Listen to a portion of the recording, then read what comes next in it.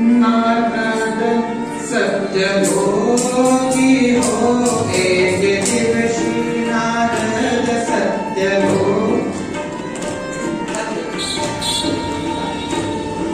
सत्यलोकामध्ये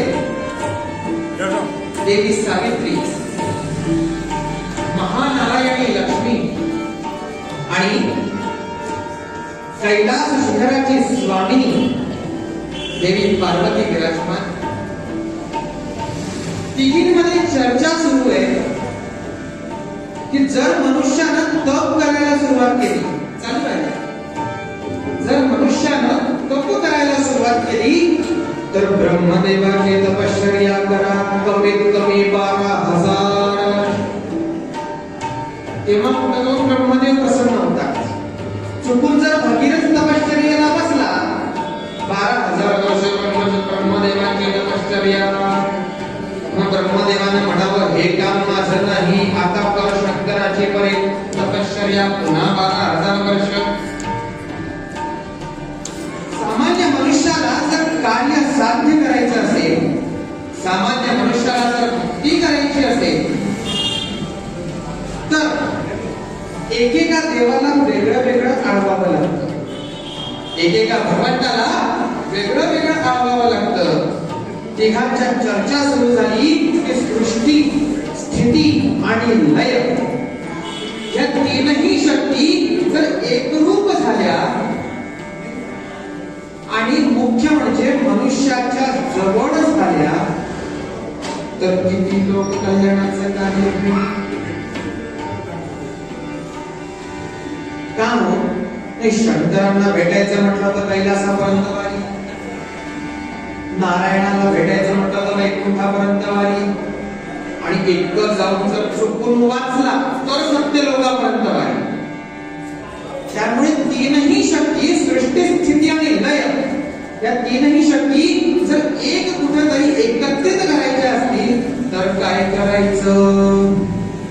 आणि सुरू झालं नाटक. एक दिवशी नारद सत्य भोगी हो, एक दिवशी नारद सत्य भोगी. तर चर्चा सुरू आहे आणि तेवढ्यात नारद मुनींची स्वारी आली. नारायण नारायण नारायण. तिघांना नमस्कार केला. तिघांच्या मुखाकडे बघितलं नारद मुनींनी आणि कळलं काहीतरी गंभीर चर्चा आहे, द्विपक्षीय वार्ता सुरू आहे, गंभीर चर्चा सुरू आहे. तिघांना नमस्कार केला नारद मुनींनी. माते काय आज्ञा. आणि नारदांना सावित्रीला विचारावं, नारदा अरे पूर्ण जगात फिरतोस, त्रैलोक्यात फिरतोस, जहान पहुंचे रवी वहां पहुंचे कवी, जिथं सूर्य पोचत नाही तिथपर्यंत तुझा संचार आहे. आमच्याहून योग्य अशा कोणी पतिव्रता बघितलीस. आणि नारदांनी म्हटलं हो बघितलीये. कोण. अत्रि ऋषींची पत्नी अनसूया. आपण म्हणतो अनुसूया नव्हे, अनसूया. जिच्या मनामध्ये असूया नाही अशी असूया. आता ही कुणाची पत्नी. अत्रि. त्रिगुण सत्व रज तम, तीन अवस्था, तीन काल यांच्या पलीकडे जे गेलेले आहेत त्यांना म्हणतात अत्रि. हो म्हणे माते, अत्रि ऋषींची पत्नी अनसूया. तिघींनी एकमेकींकडे बघितलं, झालं, उत्तर मिळालं. आणि नाटक इज गोइंग ऑन. आपापल्या स्थानावर गेल्या, आपापल्या पतीवर पृष्ठ झाल्या आणि पतींना निवेदन केलं, नवे नवे आज्ञा केली अनुसूयेचं पतीपर्यंत धर्म भंग करा, तर आमच्याशी बोला. परिणाम याचे काय होणार. या तिघीही जाणून आहे नवे नवे जे अपेक्षित आहे तेच करतायत.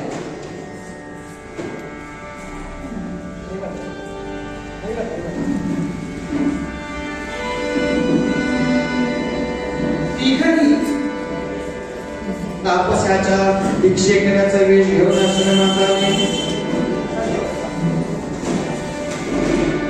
और तू का वचन सुने विधी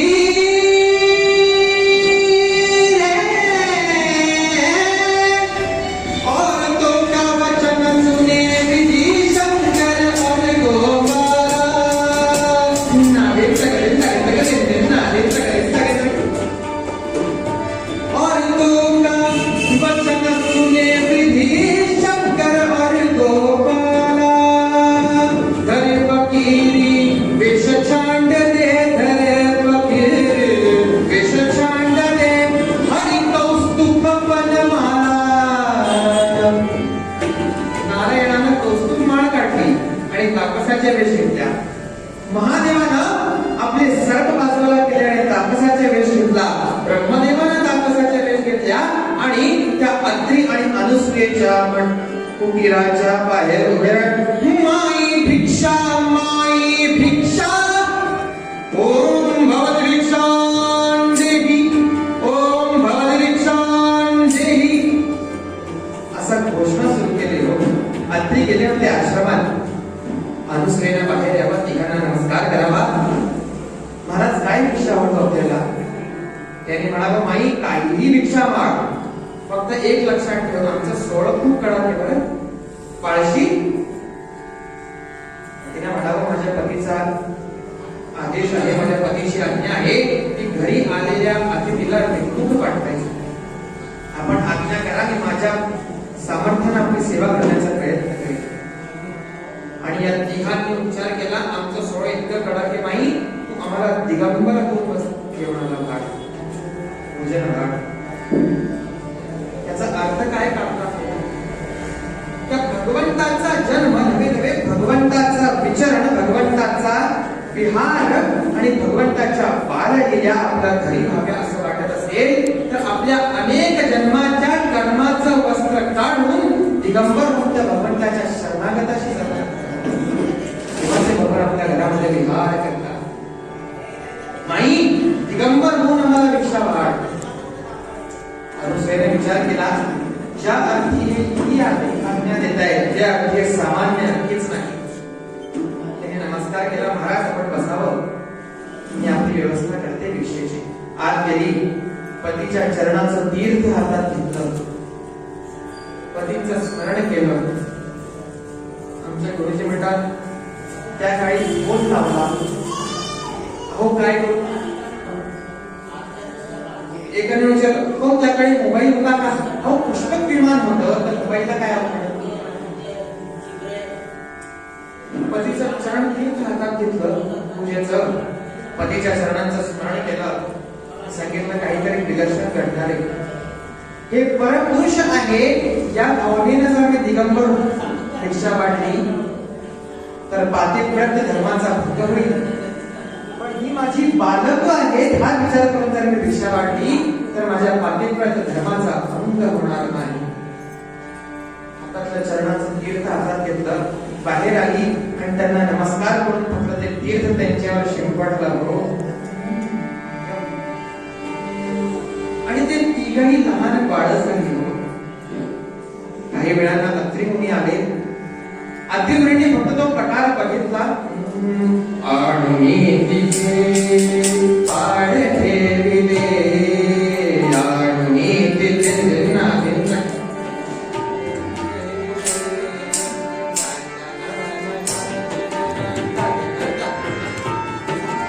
आणि तिचे पाड ठेविले पाहुनी मुनी फार हर्षले.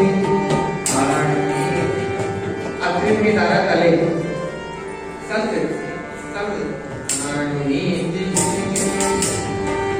सीन नाही संपला ना. कीर्तन असं आहे, पिक्चर मध्ये जर काही झालं ना तर मागे बॅकग्राऊंड म्युझिक असतं, तर सगळं आम्हाला तिघांनाच करावं लागतं.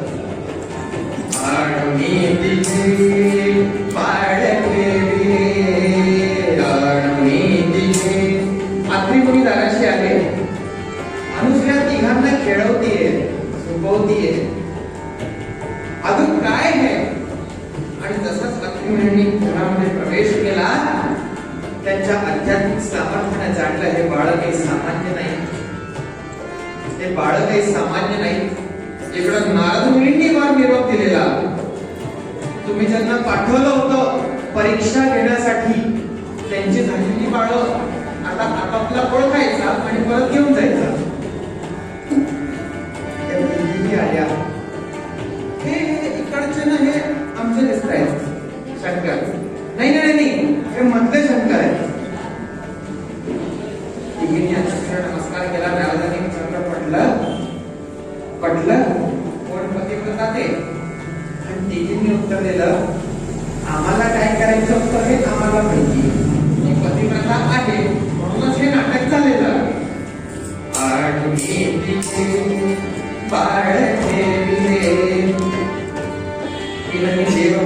प्रकट झाले.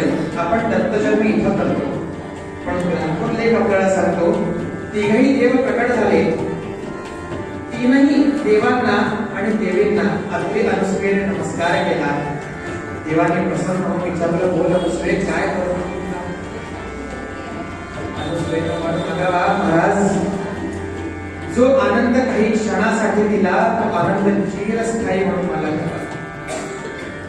जो आनंद काही क्षणासाठी दिला, काही वेळासाठी दिला, तो आनंद सतत माझ्या घरात नांदू दे. जर वर देणार असाल तर हा वर द्या की आपण स्वतः माझ्या उदरी जन्म घ्यावा, आपण स्वतः माझ्या उदरी जन्म घ्यावा. तिघांनी म्हणावं, खास कोणी आपापल्या लोकांना निघावं.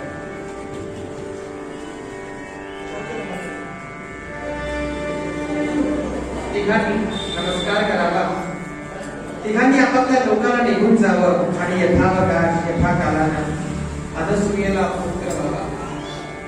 एक पुत्र म्हणजे सोम चंद्रमा, जो ब्रह्मदेवाच्या अंशाने झाला. वर बोला की एकेका अंशाने एक एक पुत्र होईल, पण मातेने म्हणावं, अहो मला तिघांचा आशीर्वाद माझ्या घरात हवा आहे. मग पुढे नारायणाने सांगितलं की माझ्या अंश रूपामध्ये तीनही शक्तींचा समावेश असेल. त्यामुळे ब्रह्मदेवाच्या तेजातून, ब्रह्मदेवाच्या आशीर्वादाने जो पुत्र प्राप्त झाला तो सोम म्हणजे चंद्रमा. भगवान शंकरांच्या आशीर्वादाने जो पुत्र प्राप्त झाला तो पुत्र म्हणजे दुर्वासा.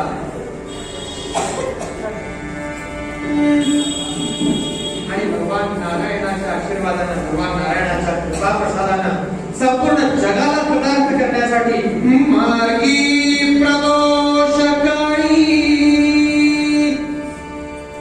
मार्गशीर्षाच्या पौर्णिमेला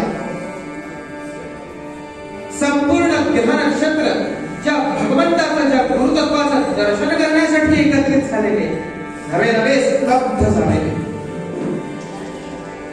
तो रश्मिरथी सूर्य, सहस्त्र किरणांचा सूर्य, जो कधीही कुणासाठीही थांबत नाही असं म्हणतात.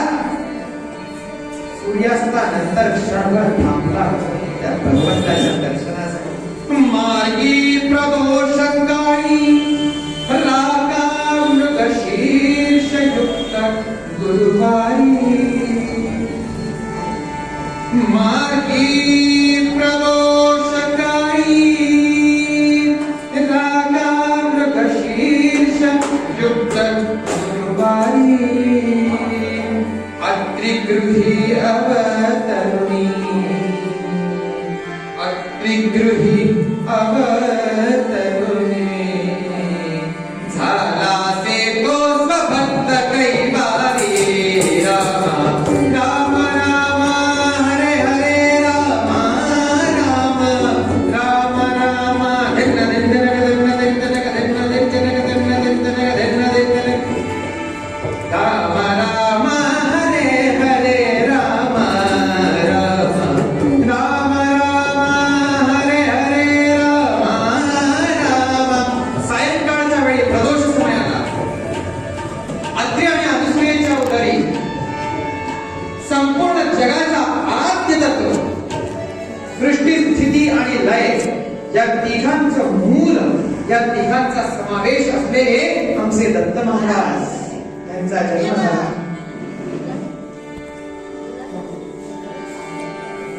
हाताने काही भगवान नाम भगवान दत्तात्रयांचा गजर करूया आणि जन्मोत्सव त्या काळाचा काय आनंद असेल हो तो साजरा करण्याचा प्रयत्न करूया. दिगंबरा दिगंबरा श्रीपाद वल्लभ दिगंबरा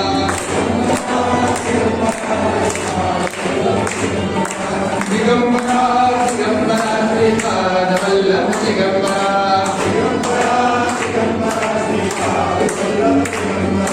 दिगंबरा दिगंबरा श्रीपाद वल्लभ दिगंबरा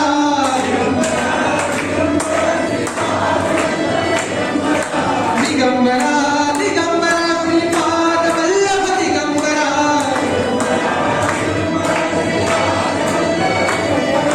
दिगंबरा दिगंबरा श्रीपाद वल्लभ दिगंबरा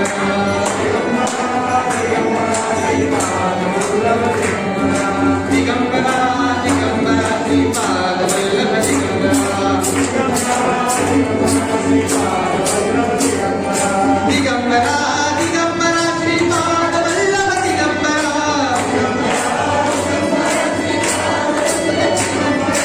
दिगंबरा दिगंबरा श्रीपाद वल्लभ दिगंबरा दिगंबरा श्रीपाद वल्लभ दिगंबरा दिगंबरा दिगंबरा श्रीपाद वल्लभ दिगंबरा दिगंबरा दिगंबरा श्रीपाद वल्लभ दिगंबरा दिगंबरा दिगंबरा श्रीपाद वल्लभ दिगंबरा दिगंबरा दिगंबरा श्रीपाद वल्लभ दिगंबरा अवधूत चिंतन श्री गुरुदेव सद्गुरुनाथ महाराज की जय. 2 मिनिटं सगळ्यांनी बसून घ्या.